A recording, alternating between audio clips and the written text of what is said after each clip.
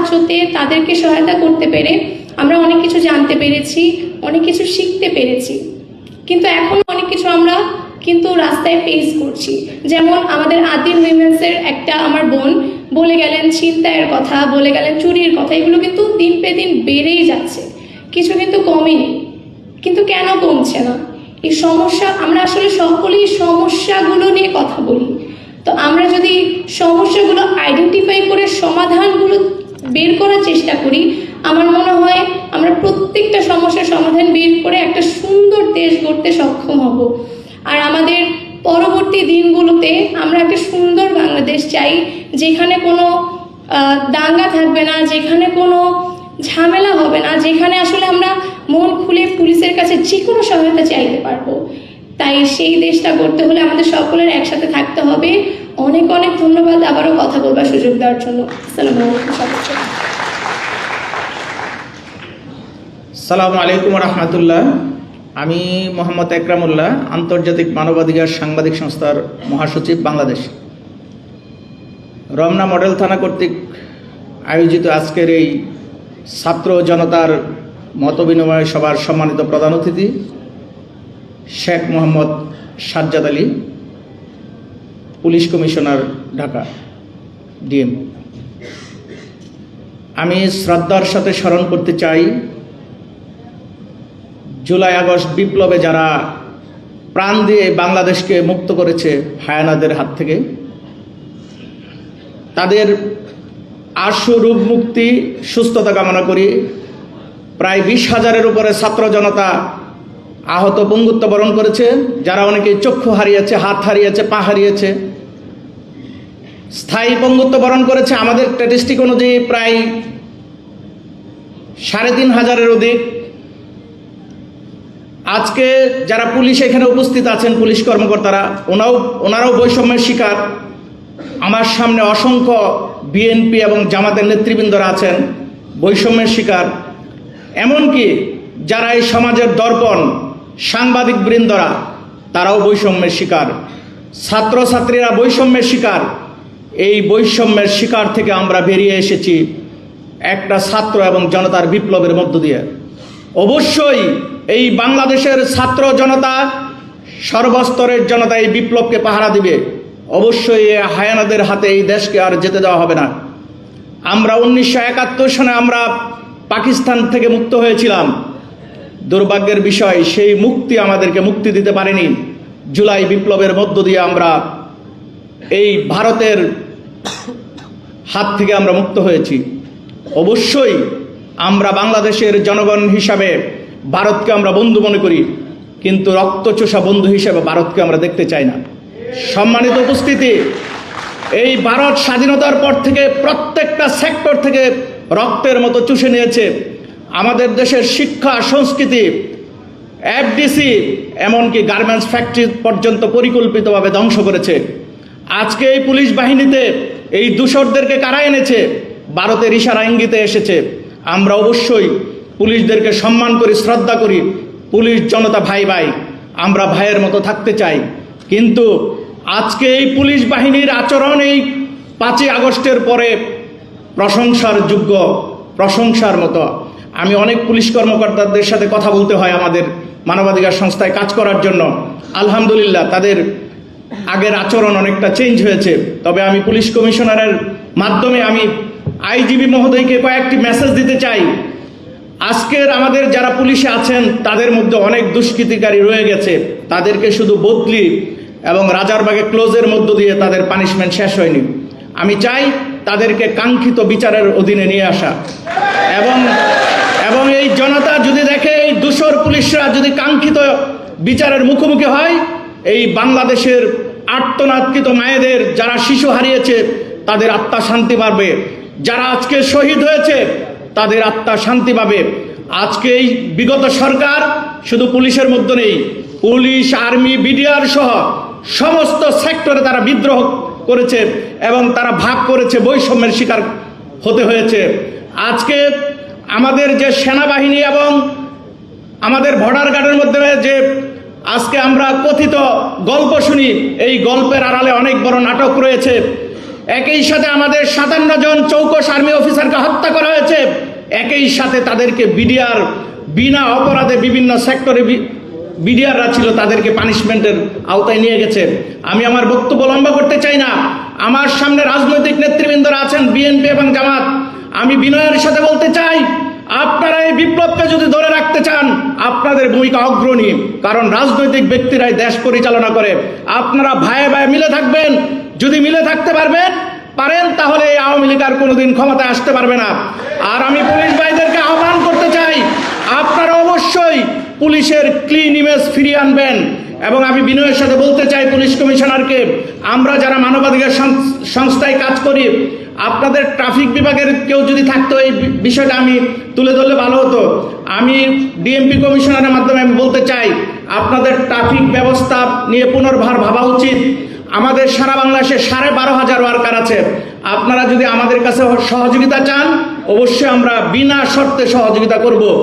Main road ছাড়া অনেক গলি রুট আছে, ছোট ছোট রোড আছে, যেগুলি ঘন্টার পর ঘন্টা গাড়ি আটকে থাকে, শুধু 3টা বা 4টা রাস্তার মোহনা হওয়ার কারণে। তাদেরকে ব্যবস্থাপনা যদি করিয়ে দেওয়া যায়, তাহলে এই মানুষগুলি স্বাচ্ছন্দ্যে ঘরে ফিরতে পারবে সারাদিন পরিশ্রম করে। আমি ছাত্রছাত্রীদেরকে বিনয়ের সাথে অনুরোধ করতে চাই, আজকে তোমরা সোচ্চার হয়েছ, এই দেশে ভবিষ্যৎ তোমরা, আগামী দিনে এই দেশকে নেতৃত্ব দেবে তোমরা। অবশ্যই তোমরা শিক্ষিত হবে না, তোমরা সুশিক্ষায় শিক্ষিত হবে, তাহলে এই বাংলাদেশ সোনার বাংলাদেশ রূপান্তরিত হবে। তোমাদের প্রতি বিনয়ের সাথে আমি জানাতে চাই, তোমরা শ্রদ্ধাশীল হবে শিক্ষকদের প্রতি। আজকের শিক্ষা ব্যবস্থা নিয়ে শঙ্কিত বাংলাদেশ। আমরা চাই আগামী দিনে শিক্ষা ব্যবস্থা চেঞ্জ হবে। আমি সর্বশেষ আমার একটি কথা শুধু বিনয়ের সাথে ডিএমপি কমিশনারকে বলতে চাই, আপনার পুলিশকে পুনর্গঠন এবং সংস্কারের মধ্য দিয়ে অবশ্যই বাংলাদেশকে একটি সুশৃঙ্খল, সৎ এবং সুন্দর বাহিনী উপহার দিবেন। এই কথা বলে আমি আমার কথা শেষ করছি। সকলকে ধন্যবাদ। আসসালামু আলাইকুম ওয়া রাহমাতুল্লাহ।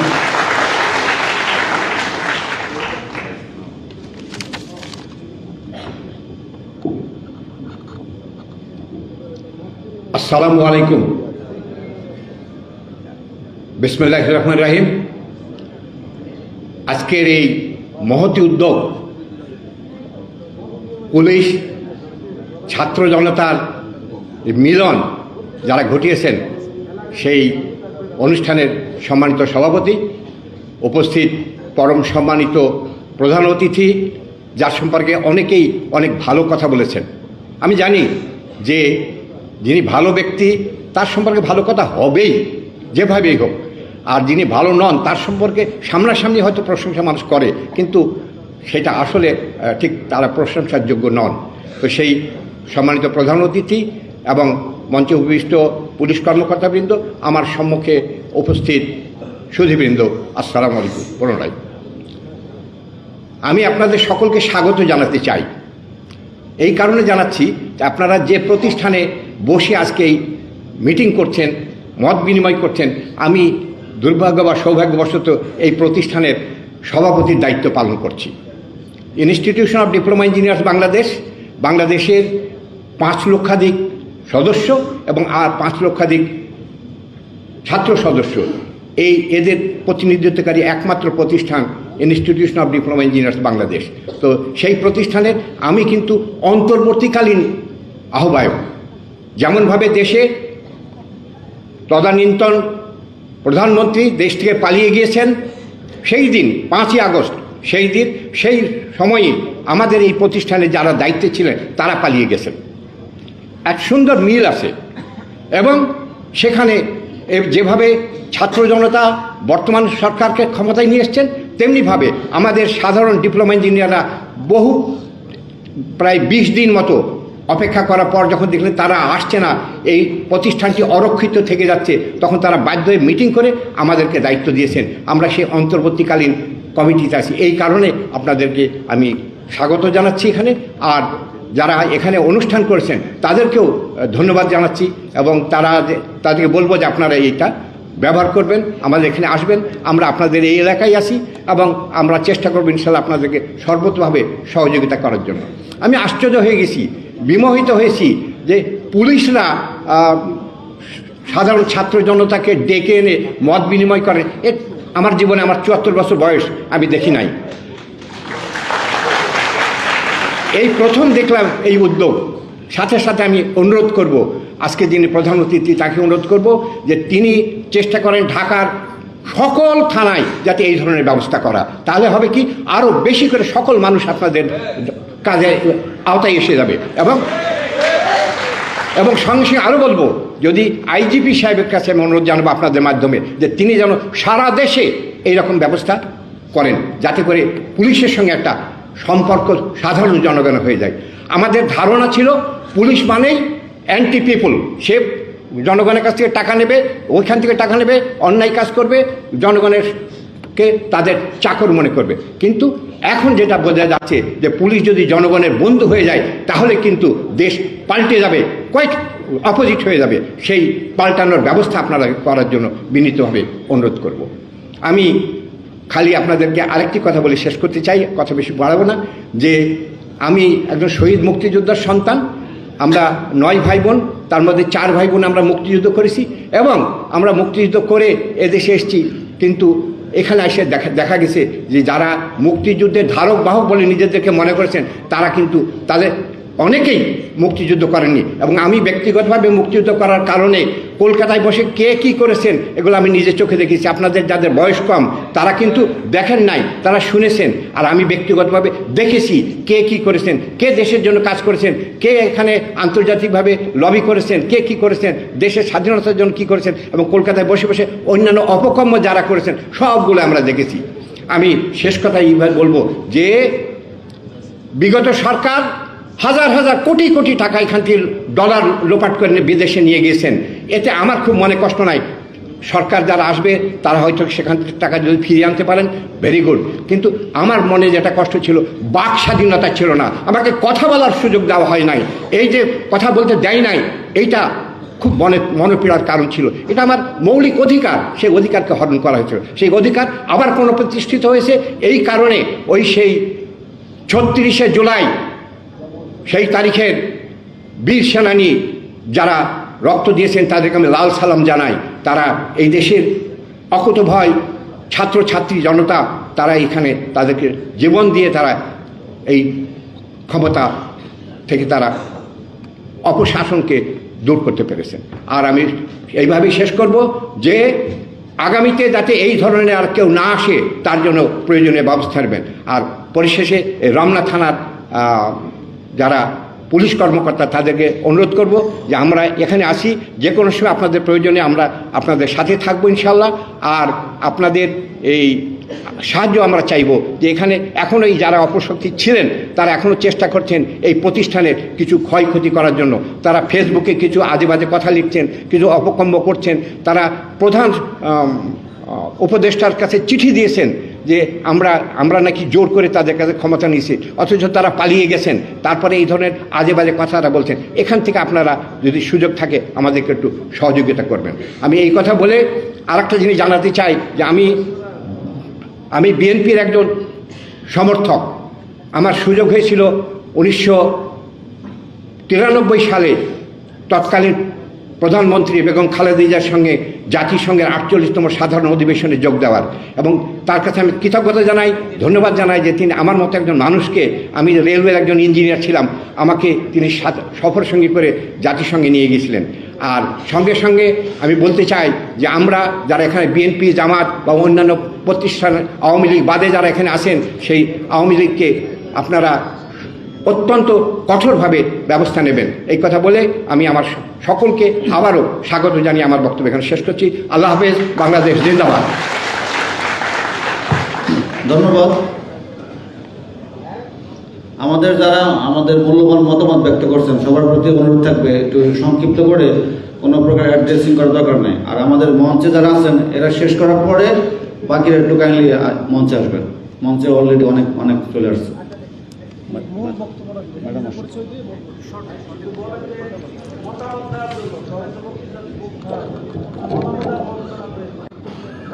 আসসালামু আলাইকুম। আমার নাম চাঁদ সুলতানা, আমি বিকারুন্নিসা নূন স্কুল অ্যান্ড কলেজের সিনিয়র টিচার। আজকে এখানে আমাদের প্রিন্সিপাল আপার আসার কথা ছিল, তো তো প্রথম শ্রেণীর ভর্তি প্রক্রিয়া চলছে, সে কারণে ওনার পক্ষ থেকে আমি এখানে এসেছি।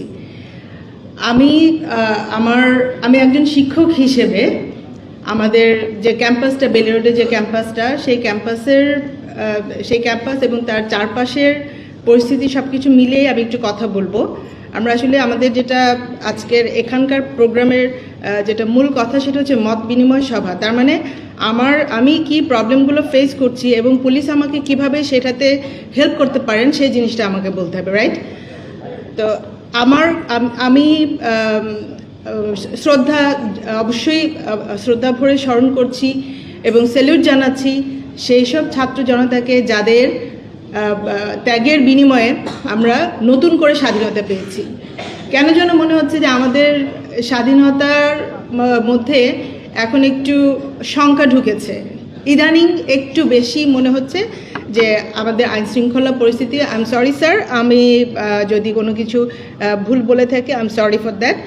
কিন্তু আমি যেটা দেখছি আমি সেটাই বলছি, যে একটু আইনশৃঙ্খলা পরিস্থিতি মনে হচ্ছে যে আগে না, মানে একটু মানে কি বলবো, সঠিক শব্দটা বলতে পারছি না, আরেকটু মনে হয় একটু অবনতি কথাটাও বলাটা ঠিক না। কারণ আমাদের পুলিশ ভাইরা যারা আছেন ওনাদের একদম 100% ওনারা দিচ্ছেন, কিন্তু তারপরও সব জায়গায় হয়তো মানে সমন্বয় করা যাচ্ছে না। তো এটাকে সমন্বয় করতে হলে একদম কালেকটিভলি, খুব অ্যাক্টিভলি আমাদেরকে পুলিশের সাথে আমাদেরকে বসতে হবে। এবং এটা বড় পরিসরে হচ্ছে, কিন্তু বড় পরিসরে না। আমি যেটা চাচ্ছি স্যার, যে আমাদের যে বড় বড় যেসব প্রতিষ্ঠানগুলো আছে, আমাদের স্কুল, আমি যেমন আমাদের স্কুলের কথা বলতে পারি স্যার, আমাদের স্কুলে আপনারা যদি স্যার অ্যারেঞ্জ করেন, আমি প্রিন্সিপাল আপার পক্ষ হয়ে বলে যাচ্ছি, আমাদের স্কুলে যদি স্যার অ্যারেঞ্জ করেন, আমাদের স্কুলের পক্ষ থেকে যে সাপোর্টটা দেওয়া দরকার, we will give you that ইনশাল্লাহ। স্যার আরেকটা জিনিস হচ্ছে স্যার, আমাদের ক্যাম্পাসটা অনেক বড়, মানে এখানে সিদ্ধেশ্বরী কলেজের এই পাশ থেকে শুরু হয়েছে এবং ওইদিকে যেটা প্রাক্তন রমনা থানা ছিল এতটুকু পর্যন্ত পুরোটাই কিন্তু আমাদের স্কুল এরিয়া।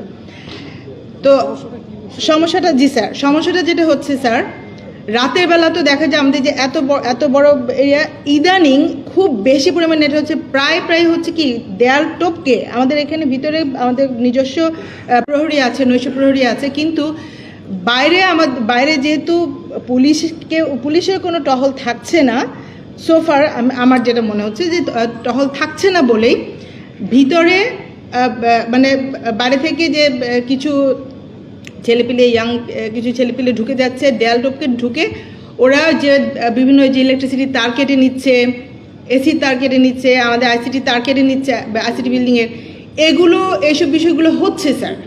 তো এই বিষয়গুলো, তারপরে স্যার স্কুলটা যখন চলাকালীন সময় দেখা যাচ্ছে যে ওখানে প্রায়, এটা খুব বেশি শুনছি, পার্স চুরি হচ্ছে, পার্স থেকে মোবাইল চুরি হচ্ছে, টাকা চুরি হচ্ছে, মানে এরকম অনেক ধরনের, মানে এই বিষয়গুলো আমরা স্কুলের ভিতরের নিরাপত্তা তো সেটা আমাদের বিষয়, কিন্তু আমরা বাইরের থেকে আপনাদের সহযোগিতা চাচ্ছি স্যার। তো এটাই আমার বলার ছিল। যে বিসমিল্লাহির রহমানির রহিম। আজকের এই মত বিনিময় সভার সম্মানিত সভাপতি, উপস্থিত সাংবাদিকবৃন্দু, উপস্থিত সুধীবৃন্দু, বিভিন্ন স্কুল কলেজের ছাত্রছাত্রীবৃন্দু, সকলকে আমার শুভেচ্ছা। আমি আজকে অত্যন্ত ভারাক্রান্ত হয়ে আপনাদের সামনে উপস্থিত। গত এক মাস আগে আমি ঢাকা মেট্রোপলিটন পুলিশ কমিশনার হিসেবে যোগদান করি। নানা কর্মকাণ্ডে ব্যস্ত থাকার কারণে এরূপ একটি মত বিনিময় সভা করতে আমার বিলম্ব হলো। প্রথমেই আমি গত জুলাই আগস্টে গণঅভ্যুত্থানে যিনারা প্রাণ দিয়েছেন তাদের রুহের মাগফিরাত কামনা করি এবং যারা আহত আছেন তাদের দ্রুত আরোগ্য লাভের জন্য মহান আল্লাহ পাকের কাছে প্রার্থনা করি। স্বাধীনতা যুদ্ধের শুরুতে যে রাজারবাগ থেকে প্রথম পাক হানাদারদের বিরুদ্ধে প্রতিরোধ গড়ে তুলেছিল পুলিশ, সেই পুলিশ জুলাই আগস্টে যে কাণ্ডটি করেছে তার জন্য আমি ক্ষমাপ্রার্থী। এর জন্য আমার কিছু সহকর্মী দায়ী এবং আমরা চেষ্টা করছি তাদেরকে আইনের আওতায় এনে বিচারের সম্মুখীন করা। দীর্ঘ সময় ধরে আমি বিভিন্ন শ্রেণী পেশার মানুষের কথা শুনলাম। ঢাকা একটি জনবহুল শহর, অস্ট্রেলিয়া একটি মহাদেশ, আপনারা সবাই জানেন। সেই মহাদেশের জনসংখ্যা 2.5 কোটি, আর ঢাকা শহরের জনসংখ্যাই 2.5 কোটি। এত ঘন বসতিপূর্ণ শহর পৃথিবীতে আর একটিও নেই। তার উপর এই শহরের যে পরিকল্পনা সেটি সঠিকভাবে তৈরি করা হয় নাই। রাস্তাঘাট যেখানে 25% থাকার কথা আছে মাত্র 7%। তাই নানাবিধ সমস্যা এই শহরে সৃষ্টি হচ্ছে। তার মধ্যেও আমাদের সবাইকে সম্মিলিতভাবে সকল সমস্যা মোকাবেলা করে সমাধানের চেষ্টা করে সকলকে একত্রে ভালো থাকতে হবে। আমি এখানে দু একটি সমস্যার কথা না বললেই নয় বলে বলতে চাচ্ছি।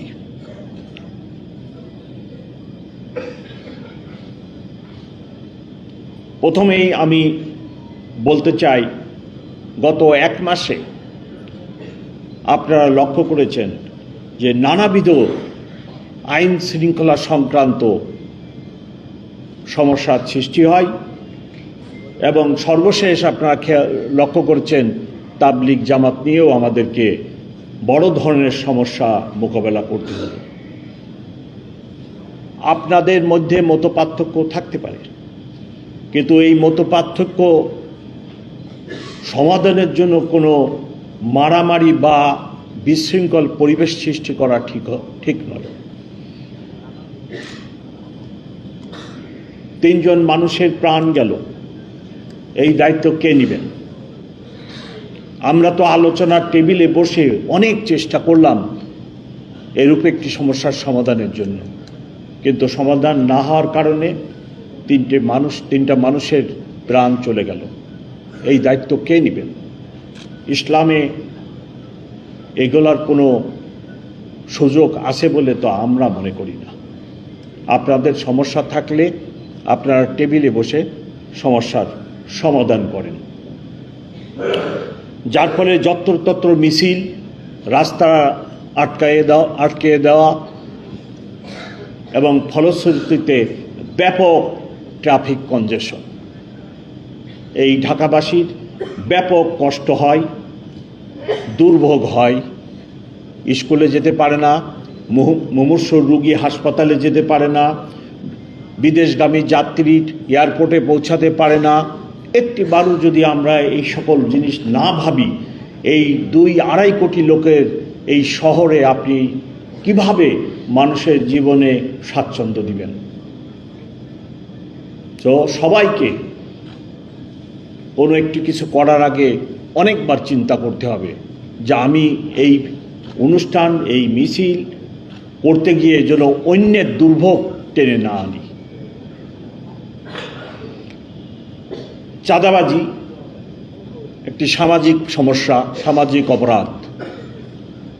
চাঁদাবাজি মোকাবেলা করার জন্য শুধু পুলিশ নয়, সমাজের প্রতিটি অঙ্গ সংগঠনকে আগে আসতে হবে। কোথায় চাঁদাবাজি হচ্ছে, কারা করতেছে, চাঁদাবাজির বিরুদ্ধে একটি প্রতিরোধ গড়ে তোলা অত্যন্ত জরুরি হয়ে পড়ছে। চাঁদাবাজির কারণে নিত্যপণ্যের দাম বৃদ্ধি পাচ্ছে এবং সেই কারণে সাধারণ মানুষ দুর্ভোগ পোহাচ্ছে। আমাদের সমাজের অধিকাংশ লোকের লোক, মধ্যবিত্ত এবং নিম্ন মধ্যবিত্ত এবং গরিব, নিত্যপণ্যের দাম যদি চাঁদাবাজির কারণে বৃদ্ধি পায়, তাদের সংসার, তাদের আর্থিক কষ্ট হয়। সো চাঁদাবাজির বিরুদ্ধে সামাজিক প্রতিরোধ গড়ে তোলা অত্যন্ত জরুরি।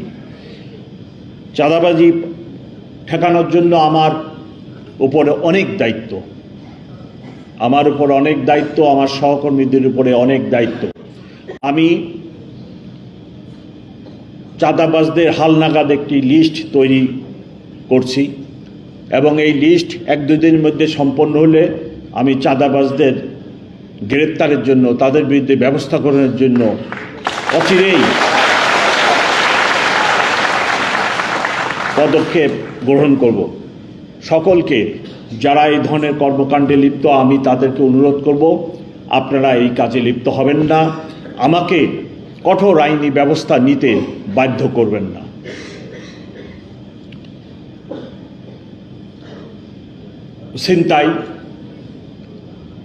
ছিনতাই ইদানিং আমার কাছে যে রিপোর্ট, ছিনতাই অনেক বেড়ে গেছে এবং এই ছিনতাইয়ের ঘটনার মধ্যে অধিকাংশ ছিনতাই হচ্ছে মোবাইল ফোন ছিনতাই।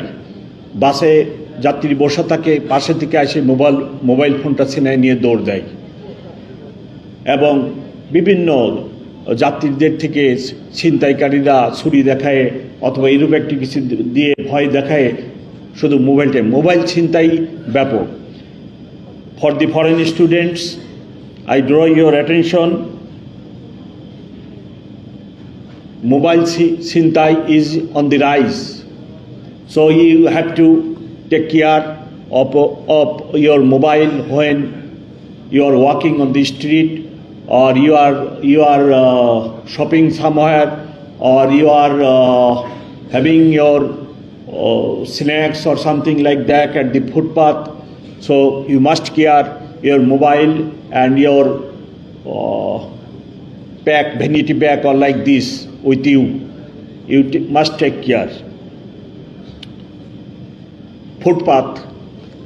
ফুটপাতে অসংখ্য হকার বসে। আমি ব্যক্তিগতভাবে মনে করি তাদের সংসার আছে, ছেলে মেয়ে আছে এবং এত সংখ্যক হকারকে আপনি হঠাৎ করে না করে দিবেন, এটা বিষয়টা একটা অমানবিক হয়ে যায়। সো আমার অনুরোধ যে ওনারা যতদূর সম্ভব সংযতভাবে ফুটপাতে থাকুক এবং তাদের যে কাজটা ব্যবসা বাণিজ্য, ছোটোখাটো ব্যবসা বাণিজ্য করে, আবার আমাদের সমাজের অধিকাংশ লোক মধ্যবিত্ত, নিম্ন মধ্যবিত্ত, গরিব পরিবার, তারা আবার এই ফুটপাত থেকে কিছুটা সাশ্রয়ী মূল্যে পণ্য সামগ্রী কিনে।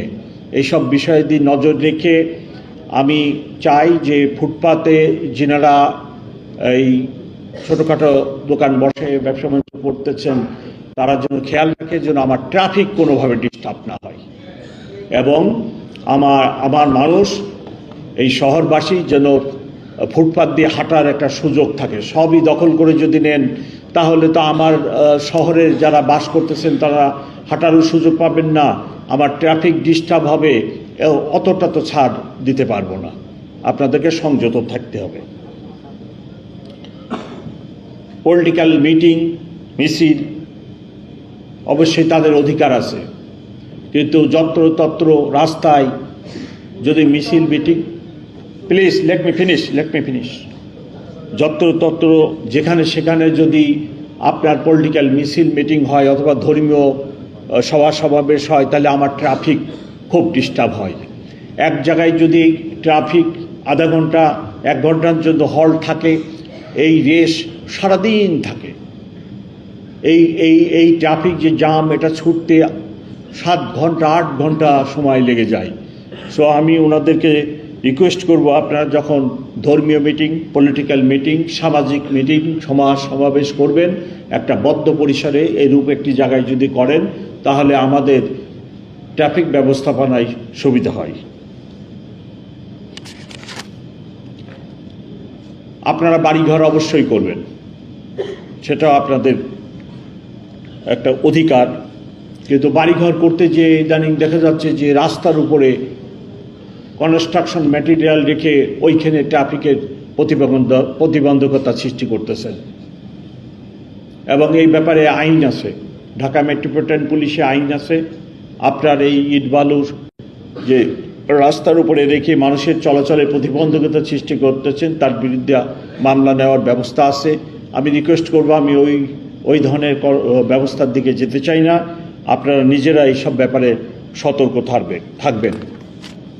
আরেকটি ইম্পর্টেন্ট বিষয়, সেটা হলো যে মাদক, সমাজের রন্ধ্রে রন্ধ্রে মাদক ছড়িয়ে পড়ছে এবং যারা মাদক সেবক তাদের টাকার অভাব হলে তারা আবার ওই ছিনতাইয়ে যায় যুক্ত হয়। সো মাদক নির্মূল করা, মাদককে মোকাবেলা করা, মাদক ডিলারদেরকে ধরা, এটাও সামাজিক আন্দোলনের মাধ্যমে করতে হবে।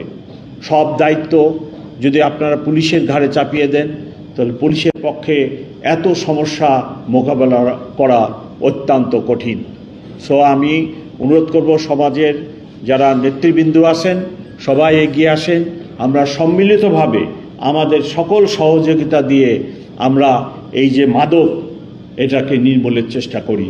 মাদক একটি ফ্যামিলির একটি মানুষ যদি মাদকাসক্ত হয় ওই পুরা মহল্লার লোকের জন্য একটা অশান্তি বয়ে আনে। সে তার ফ্যামিলিকে ডিস্টার্ব করে টাকা পয়সার জন্য, সেখান থেকে তাদেরকে নিঃশেষ করে, তারপরে প্রতিবেশীদের ঘাড়ে চাপে, প্রতিবেশীদের এটা চুরি করে ওটা চুরি করে, তারপরে রাস্তায় যেয়ে ছিনতাই শুরু করে। সো এই মাদককে আমাদেরকে ঠেকাতে হবে সামাজিক আন্দোলনের মাধ্যমে। আরেকটি বিষয়, সেটা হলো যে জিডি এন্ট্রি মামলা। আমি আমার থানার কর্মকর্তাদের বলছি, যত খুশি মামলা হয় হোক, সেই দায়িত্ব আমি নিব। কিন্তু কোনো নাগরিক, কোনো মানুষ এসের জন্য মামলা নিল না এরূপ ঘটনা না ঘটে। সব মামলা রেকর্ড হবে, যে অপরাধ হবে সেই অপরাধের মামলা রেকর্ড হবে, এর কোনো ব্যত্যয় আমি মেনে নিব না। এ কথাটি আমি আগেও বলছি, এখনও জোর দিয়ে বলছি। আমার অফিসার এখানে হাজির আছে, আমার মেসেজ একটাই, একটি থানায় 500 মামলা হোক, কোনো সমস্যা নেই, কিন্তু মানুষের যে গ্রিভেন্স, যে অপরাধের শিকার একটা মানুষ হয়েছে তার ঘটনাটি লিপিবদ্ধ হবে, একটা মামলা হবে। আমি এই বক্তব্য বেশি বাড়াবো না। এই শহরবাসীর জন্য যেটা সবচেয়ে বেশি পীড়াদায়ক, কষ্টদায়ক, সেই বিষয়টির উপরে 1-2টি কথা বলে আমার বক্তব্য শেষ করব। সেটা হলো যে আমাদের ট্রাফিক। এই শহরের ট্রাফিক এখন একটা বড় মাথা ব্যথা এবং এর সমাধান বের করা অত্যন্ত কঠিন। আমি আগেই বলেছি, একটি শহর প্ল্যানিংয়ে 25% জায়গা রাস্তার জন্য থাকা উচিত। আপনাদের এই শহরের মাত্র 7%, 7 ভাগ রাস্তা। বিভিন্ন ধানমন্ডি, গুলশান, বনানী, উত্তরা, পূর্বাঞ্চল, এই সকল এলাকা বাদে বাকি যে হিউজ জনবসতি, এই জনবসতি এলাকাগুলো, শেওড়াপাড়া বা এরকম কোনো রাস্তাঘাট প্ল্যানিং করে তৈরি করা হয়নি। যত্রতত্র 3 ফিট, 2 ফিট, 5 ফিটের রাস্তা করে 8 তলা 10 তলা বিল্ডিং করে মানুষ বসবাস করতেছে। এখন আর নিচেই নামারও জায়গা নেই। নিচেই সবাই যদি নেমে আসেন, সবার দাঁড়ানোর জায়গাও হবে না। তাহলে এই কি শহর আমরা বানালাম? অ্যাম্বুলেন্স ঢোকে না, ফায়ার সার্ভিস ঢোকে না, তা কি শহর হলো এটা? কিভাবে কি করবেন? এই জন্য ট্রাফিক একটি বড় সমস্যা হয়ে গেছে। ইদানিং যুক্ত হয়েছে অটোরিকশা। ম্যানুয়ালি যে রিক্সাগুলো চলতো, পায়ে চালিত, এই রিক্সাগুলোর সাইজ একটু ছোট ছিল। অটোরিকশার সাইজটা আবার তার চেয়েও বড়, যদিও এটা কমফোর্টেবল। ম্যানুয়ালি রিক্সার চেয়ে অটোরিকশাগুলো কমফোর্টেবল, কিন্তু স্পেস তো আপনার রাস্তার বেশি নিয়ে নিচ্ছে। এবং এই অটোরিকশা এত দ্রুত গতিতে বৃদ্ধি পাচ্ছে যে অচিরেই এটাকে যদি স্টপ না করা হয় সংখ্যা, আপনারা আর কেউ ঘর থেকে বেরোতে পারবেন না। আপনি বের হয়েই দেখবেন অটো রিকশার জাম লাগিয়ে পড়ে আছে, ধরে আছে, আপনার জন্য আর কোনো জায়গা নেই। এই রূপ অবস্থার সৃষ্টি হবে। তার প্রধান কারণ, একটি অটো রিকশা বানাইতে 80 থেকে 90 হাজার টাকা লাগে এবং রিটার্ন হিসেবে আপনি প্রতিদিন আপনার লাভ হয় বা রিটার্ন বেনিফিট পাচ্ছেন 500 থেকে 600 টাকা। এখন নিম্ন মধ্যবিত্ত যেনাদের 5 লাখ টাকা আছে ব্যাংকে, উনি 5টা অটোরিকশা বানায় রাস্তায় দিয়ে দিচ্ছেন, লাইসেন্স নাই, ট্যাক্স দেয় না সরকারকে, চলতেছে। ইভেন ব্যাটারিটা চার্জ হচ্ছে, এটাও অবৈধভাবে অনেক ক্ষেত্রে। তাহলে আপনি বানাবেন না কেন? সবাই মিলে এখন অটোরিকশার ব্যবসায় নেমে গেছি। আমাদের সমস্যা হলো, যখন একটা কিছুতে লাভ দেখি আমরা সবাই ওটার মধ্যে ঝাঁপাই পড়ি, পরে ওইটাকে ধ্বংস করে ছাড়ি। আমি সরকারের সাথে কথা বলছি এবং ব্যবস্থা নিতে বলছি যে অটোরিকশাকে একটা সীমিত নাম্বারে আনতে হবে, যে এই শহরে কত অটোরিকশা আমরা অ্যাকোমোডেট করতে সক্ষম, এবং তাদেরকে লাইসেন্স দিতে হবে এবং তাদেরকে একটা ট্যাক্সও দিতে হবে, ট্যাক্সের আনতে হবে। আপনি সরকারের জনগণের টাকায় তৈরি রাস্তা ব্যবহার করবেন, অথচ ট্যাক্স দিবেন না, এটা তো পৃথিবীর কোথাও নেই এরকম কিছু। সো এই ব্যবস্থাও নিতে হবে, আদারওয়াইজ আপনারা কিন্তু আর রাস্তা থেকে বেরোতে পারবেন না।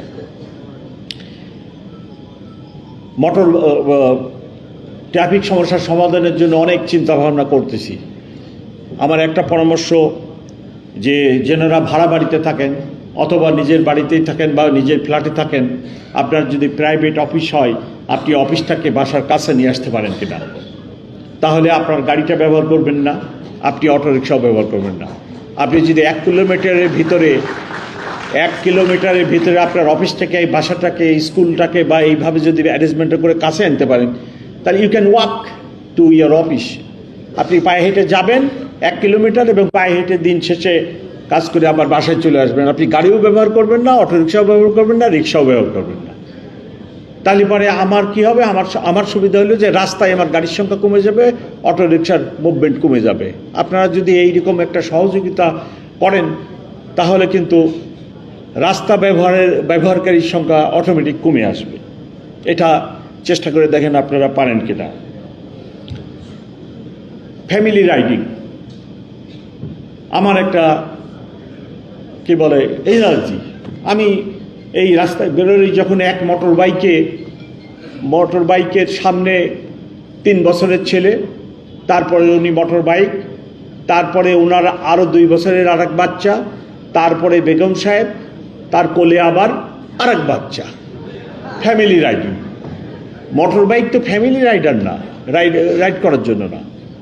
আপনি আপনার স্ত্রী, এই শিশু বাচ্চার জীবনকে একটা ঝুঁকির মধ্যে ফেলে দিয়ে এই মোটর বাইকে আপনি এভাবে চলতেছেন, এটা তো খুবই দুঃখজনক।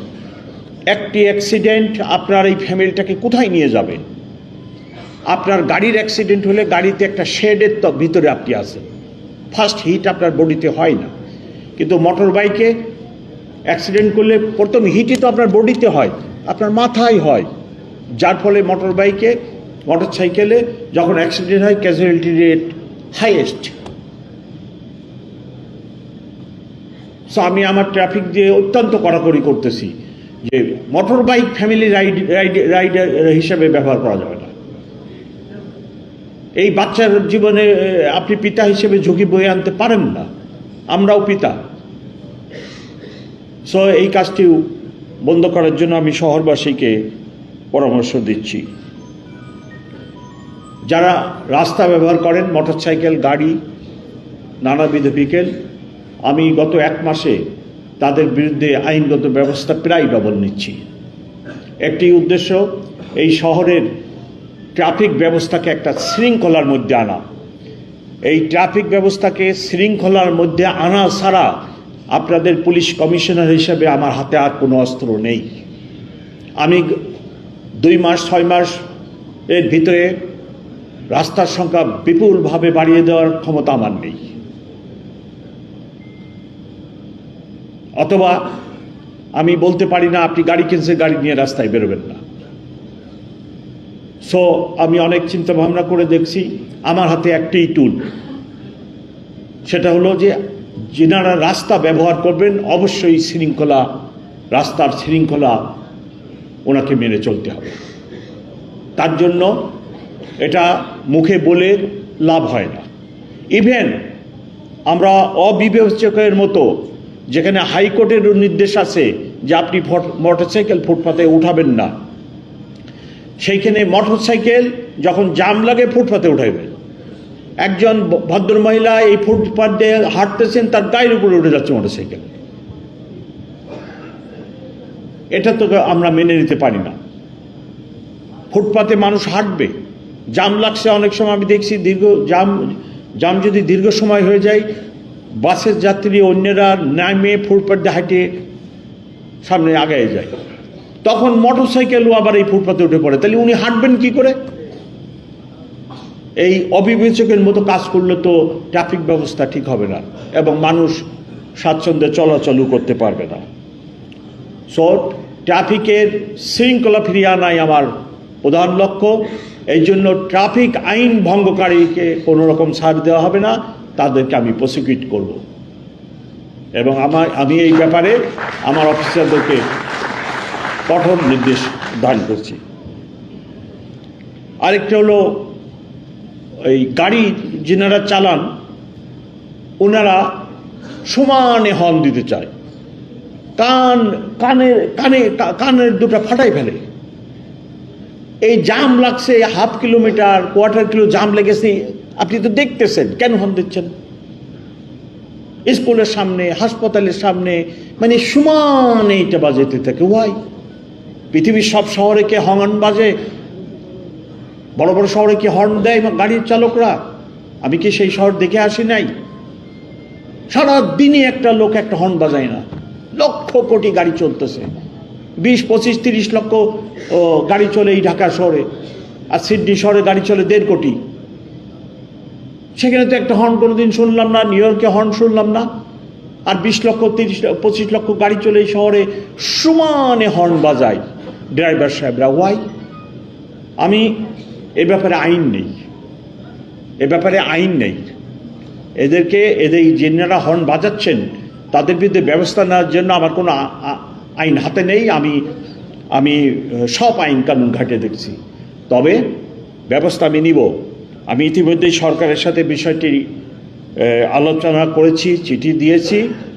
আমি পরিবেশ আইনে, সড়কের আইনে পরিবর্তন এনে আমার সার্জেন্ট যাতে স্পট যিনি হর্ন বাজাবেন তার বিরুদ্ধে তাকে প্রসিকিউট করতে পারে এবং ফাইন করতে পারে টাকা, সেই ব্যবস্থা নেওয়ার জন্য সরকারের সাথে আমি বিষয়টি নিয়ে আলোচনা এবং লিখিত চিঠিও দিয়েছি। এই আইন হলে যে সকল ড্রাইভার সাহেবরা এইভাবে যেখানে সেখানে হর্ন বাজাবে, জাম লাগলেও হর্ন বাজাবে, স্কুলের সামনে, হাসপাতালের সামনে হর্ন বাজাবে, আমি তাদের বিরুদ্ধে ব্যবস্থা নিচ্ছি ইনশাল্লাহ। একজন স্টুডেন্ট বলেছেন যে ট্রাফিক ডিউটি করছেন, আমাদের সাথে এখনও প্রায় অ্যাবাউট 400 স্টুডেন্ট ট্রাফিক এর অ্যাসোসিয়েট হিসেবে কাজ করে। তো উনি বলছেন যে এই যে ট্রাফিক ব্যবস্থাপনা নেমে যে ওনার কথা বা ট্রাফিকের কথা মানুষ শুনে না, কি করা যাবে? অবশ্যই ব্যবস্থা আছে। আপনি সরকারি দায়িত্ব যখন একজন পুলিশ বা অন্যরা পালন করে, আপনি যদি তার বাধা সৃষ্টি করেন, তার জন্য সুনির্দিষ্ট আইন আছে, আপনার বিরুদ্ধে মামলা নেওয়া সম্ভব। সো আমরা সেটা করতে চাই না। আমরা চাই নগরবাসী ভালো থাকুক এবং সবাই সদাচরণ করুক। আমার লোকের সাথে বা অন্য কারোর সাথে, ছাত্রছাত্রীর সাথে কেউ দুর্ব্যবহার করুক, এটা আমরা চাই না। আমরা চাই সবাই আইন মেনে চলুক। আমি অলমোস্ট সব কথাই বলে ফেললাম। আমি পুলিশ কমিশনার হিসেবে আমার পবিত্র দায়িত্ব নগরবাসীর নিরাপত্তা বিধান করা, ট্রাফিক ব্যবস্থা ভালো রাখা এবং মানুষ যাতে নিরাপদে দিনে এবং রাত্রে চলতে পারে, নিরাপত্তাহীনতায় না ভোগে, সেই জন্য আমরা কাজ করে যাচ্ছি। তবে আপনারা জেনে আপনাদের মনে রাখতে হবে যে এই কাজটি ঢাকা মেট্রোপলিটন পুলিশের একার পক্ষে সম্ভব না।